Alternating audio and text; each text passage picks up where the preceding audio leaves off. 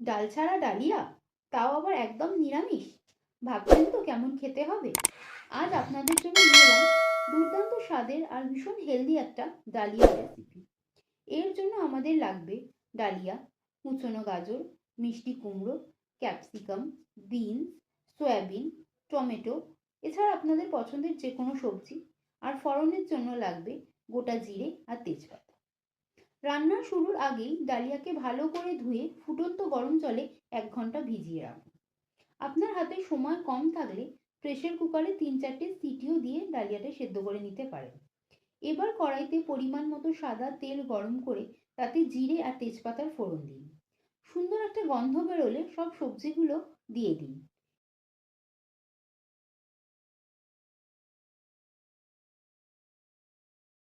এরপর এতে দিন সয়াবিন এবং টমেটো কুচি।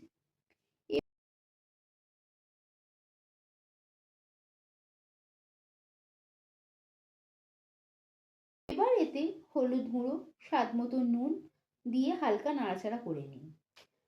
এরপর সবজিগুলো একটু মজে এলে জল ঝরানো ডালিয়াটা কড়াইতে দিয়ে দিন। সব একসাথে ভালো করে মিশিয়ে নিয়ে পরিমাণ মতো গরম জল ঢেলে দিন।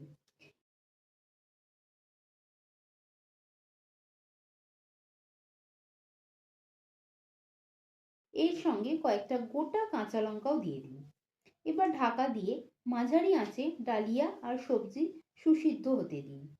নামানোর 5 মিনিট আগে একটু চিনি দিয়ে ফুটিয়ে নিলেই তৈরি হয়ে যাবে গরম গরম আর পুষ্টিকর ডাল ছাড়া ডালিয়া।